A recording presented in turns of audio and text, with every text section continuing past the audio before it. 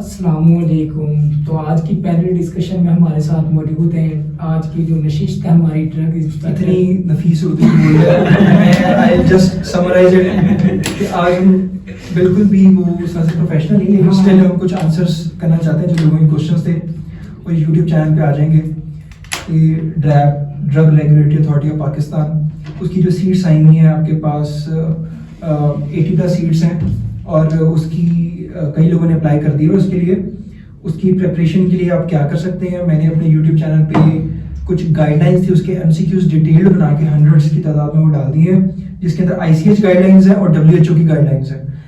ये गाइडलाइंस जो थी आपको बहुत ज़्यादा मुश्किल लग रही थी कि आप इसको कैसे पढ़ेंगे क्योंकि बहुत ज़्यादा लेंथी थी, तो मैंने अपने चैनल पर डाल दी। जो भी पढ़ना चाहता है वो उसको पढ़ सकता है और मैं कोशिश करूँगा कि मैं जो अगला एडिशन जो हो हमारा फोरेंसिक की बुक का, मैं उसके अंदर भी गाइडलाइन डाल दूँ ताकि आने वाले तमाम वक्त के लिए जब भी किसी को ज़रूरत हो तो वो जो एक्ट और लॉज हैं उनके अलावा ये गाइडलाइंस भी पढ़ सकें अगर वो रेगुलेटरी अथॉरिटी के रिलेटेड हैं, क्योंकि ये गाइडलाइंस इंपॉर्टेंट है। और बाकी फोरेंसिक की जो मेरी बुक है उससे ड्रग एक्ट को या जो बाकी रूल्स हैं या different rules of the provinces हैं वो डिटेल के अंदर उसके MCQs गिवन है, वहाँ से पढ़ सकते हैं। 5 साल का जो हमारा कोर्स है उसको फार्मा एसिड से पढ़ सकते हैं, सारे सब्जेक्ट्स कवर हो जाएंगे और जो प्रैक्टिस आपने डेली करनी है वो मॉडल पेपर से कर लेनी है। अच्छा भाई मैंने देख रहा था स्टूडेंट पूछ रहे थे तो कहते हैं कि इसके लिए क्वालिफिकेशन क्या जो लाइसेंस है वो होना जरूरी, डिग्री या कैटेगरी? जाहिर बात है, देखिए हम जब कोई पोस्ट आती है ना तो एक आम ग्रेजुएटिंग फार्मासिस्ट जो होता है वो ये पूछता है कि मैं भी ग्रेजुएट होने वाला हूँ तो मैं क्या इसको अप्लाई कर सकता हूँ। लेकिन ये होता है कि जब वो ग्रेजुएट होता है उसके बाद उसको ट्रांसक्रिप्ट मिलनी होती है, उसका एक टाइम पीरियड होता है, फिर उसको डिग्री मिलनी होती है, उसका एक टाइम पीरियड होता है, कॉन्वोकेशन मिलती है, कुछ जगहों पे अर्जेंट डिग्री मिल जाती है और उसके बाद उसने अप्लाई करना होता है फार्मेसी काउंसिल में। फार्मेसी काउंसिल अपना एक टाइम लेती है और वो आपकी ऑथेंटिकेशन के लिए लेटर लिखती है आपकी यूनिवर्सिटी को कि यहाँ का बोनाफाइड स्टूडेंट है या नहीं है, तो वो आपकी यूनिवर्सिटी फिर लेटर का रिप्लाई कर देती है जो फार्मेसी काउंसिल है। फार्मेसी काउंसिल फिर आपको रजिस्ट्रेशन सर्टिफिकेट बना देती है, फिर आप होते हो registered pharmacist in category A, फिर you are eligible to apply for any post. लेकिन इस सारे टाइम में लग जाते कुछ महीने और तब तक एप्लीकेशन की डेडलाइन खत्म हो जाती है और टेस्ट की डेट आ जाती है। इस वजह से मुश्किल होता है कि जो ग्रेजुएटिंग स्टूडेंट है वो ये देख रहा है कि जी मैं अप्लाई कर सकता हूँ या नहीं कर सकता। हाँ, अगर वो ग्रेजुएट कर जाए और उसको जल्दी से डिग्री मिल जाए कोई और उसके बाद वो उसकी रजिस्ट्रेशन हो जाए फार्मेसी काउंसिल में, अगर रजिस्ट्रेशन फर्ज करें आपको सर्टिफिकेट नहीं मिला, उसकी एक ऑप्शन ये होती है कि आप फार्मेसी काउंसिल से रिक्वेस्ट करते हैं वो आपको आपका कैटेगरी नंबर अलॉट कर देते हैं, आप वो कैटेगरी नंबर पोर्टल पे डाल के आप अप्लाई कर सकते हो। तो ये एक प्रोसेस है, इसमें आप खुद देख सकते हैं कि आपके पास इतना टाइम है या नहीं है कि आप डेडलाइन से पहले जो पोस्ट आती है उसमें अप्लाई कर सकते हैं या नहीं कर सकते, या फिर वो आप अगली बारी में उसका वेट करेंगे। अच्छा ना, एक ना मुझसे किसी ने कॉन्टैक्ट किया, कहता मैंने फार्मेसी करनी है, ड्रग इंस्पेक्टर बनना मेरा इंटरेस्ट है, तो मैंने कहा प्रिपरेशन कर रहे हो? कहता नहीं यार प्रिपरेशन तब करूँगा तब सीटें अनाउंस होंगी। तो मैं बड़ा परेशान हुआ क्योंकि हमें तो इसलिए पता ना आपके साथ रहते हैं, आप चीज़ों को गाइड करते रहते हैं हमें। तो मैंने कहा भाई सीटें तो हम जब मर्जी आए, आप प्रिपरेशन तो स्टार्ट करें अपनी, क्योंकि सीटें आने 1 महीने की तो गेम नहीं PPSC यूनिट। इसको मैं समझाता हूँ केस सिनेरियो से।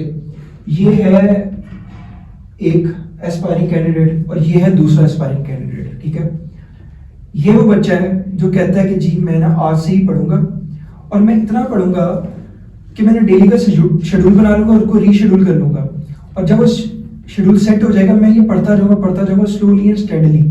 जब सीट्स अनाउंस होंगी तो मेरे मुकाबले जैसे ये बच्चा है, ठीक है, ये माइंडसेट है, ये आपको वैसे मैं टारगेट ही कर रहा हूं परेशान हो जाए, ये माइंडसेट है, ये कहेगा कि जी जैसी सीट अनाउंस होगी मैं फिर वो पढ़ूंगा, मैं बड़े एम के साथ जज्बे के साथ पढ़ूंगा और मैं पढ़ जाऊंगा। नहीं, इस बच्चे ने जो 2 महीने पहले प्रायर तैयारी कर ली अपनी स्टार्ट, आगे जब इन्होंने तैयारी स्टार्ट कर ली अपनी, तो इसका नॉलेज पूल इसकी निस्बत ज्यादा है, ठीक है। अगर इसका नॉलेज पूल इनका ज्यादा है, ठीक है, तो इनका कॉन्फिडेंस लेवल ज्यादा है और जब ये अपीयर होगी किसी एक पेपर के अंदर तो with greater knowledge greater confidence क्या होगा, नंबर ऑफ क्वेश्चन ज्यादा करेक्ट हो जाएंगे। उसके अलावा जो पैनिक होना था जब आपको नहीं पता होता तो आपकी नेगेटिव मार्किंग होती है, जब आप गलत करते हो जितनी उतनी नेगेटिव मार्किंग होगी। तो अगर इस बच्चे के ज्यादा करेक्ट हो रहे हैं तो इसके लैक ऑफ कॉन्फिडेंस या लैक ऑफ टाइम मैनेजमेंट की वजह से ज्यादा गलत होंगे। जब ज्यादा गलत होंगे तो अटेन नंबर में से माइनस हो जाएंगे नंबर। मिसाल के तौर पर अगर इस बच्चे ने लिए हैं 50 नंबर सही किया, 50 गलत किए। अब ये जो 50 गलत किए ना, 50 को आप मल्टीप्लाई कर दो 0.25 से, तो ये है वो नेगेटिव नंबर। तो ये नेगेटिव नंबर को अटेन नंबर से माइनस कर दो, तो 50 में से नेगेटिव और निकल जाएंगे, 10 12 15 निकल गए। और तो इसका मतलब है ये अटेन नंबर भी इसके नीचे आ गए। उसके मुकाबले में ये बच्चा जिसने ज्यादा थॉरली, ज्यादा टाइम लगा के पढ़ा, स्लोली पढ़ा, कॉन्सेप्ट्स को बिल्ड किया, मॉडल पेपर से टाइम मैनेजमेंट करके प्रैक्टिस की, ठीक है, उसके नेगेटिव नहीं होंगे तो पॉजिटिव नंबर ज्यादा हो गए, ठीक है।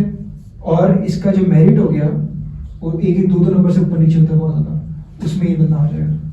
तो इस वजह से आपको जब पढ़ना है तो आपको एम कर लेना है कि मैंने ये पढ़ते रहना है। फिर चाहे असिस्टेंट डायरेक्टर ड्रैब की पोस्ट है, फिर चाहे एनटीएस की पोस्ट है, पीपीएससी की है, एफपीएससी की है, मैं हर जगह अप्लाई करता रहूंगा। एक जगह इसी तैयारी के साथ अप्लाई कर दूंगा, फिर इस तैयारी के साथ अप्लाई कर दूंगा, फर्दर तैयारी होती जाए, मैं अप्लाई करता जा रहा हूँ। किसी ना किसी जगह पे आप हो जाओगे, पास हो जाओगे। और फिर अटेम्प्ट्स 3 अटेम्प्ट्स होती हैं एक पोस्ट के लिए। अगर आपने हार नहीं मानी, आपने आपका टारगेट ये रखना है कि मैंने 5 साल के अंदर इस सीट के ऊपर आना है, तो पहले आपने एक पोस्ट के लिए अप्लाई किया, आपका फर्ज करें नहीं हुआ, तो आपने फिर तैयारी जारी रखनी है। तो आपने पिछली मिसाल के 40% तैयारी थी, फिर अगेन 20% एडिशनल तैयारी के साथ आपने अगली बार अप्लाई कर दिया, फिर अप्लाई कर दी, इवेंचुअली आप पास कर जाओगे and you will be a part of this setup. हमारा वो टाइम कोई ज़्यादा नहीं हो रहा? नहीं कोई बात नहीं। जब हम असल में जो शेर भाइयों के स्टूडियो में बैठे हुए हैं, तो हम उनके स्टूडियो को हम यूज कर रहे हैं। कोई इशू नहीं सर। मेरा थोड़ा सा माइंड, मेरा ख्याल है कि जब फाइनल ईयर में बंदा हो ना, तो फाइनल ईयर में वो मार्केट में जा रहा है तो उसको थोड़ी बहुत प्रिपरेशन कर लेनी चाहिए, क्योंकि फोरेंसिक ऑलरेडी वो पढ़ा होता है। और जो लेट्स विदाउट वो बुक हैं फार्मा एसिड जो भी, वो एक थोड़ा सा हेल्पफुल, वो हमारी स्टडी के लिए भी, एग्जाम भी देने, और वो पीपीएससी की भी। आप मुझे बताएं, आप क्यों स्टडी करेंगे? अब आप ग्रेजुएट हो गए हैं, आपको क्या कीड़ा काटेगा आप एकदम स्टडी करना शुरू कर दें? क्यों करेंगे? आपसे मैं पूछता हूं, बताएं। कि आगे कोई भी जॉब्स आएंगी उनको टेस्ट देना है, ठीक है, और आप क्यों स्टडी करना शुरू कर देंगे एकदम से? वो तो आपकी इंस्पिरेशन है तो फिर तो आप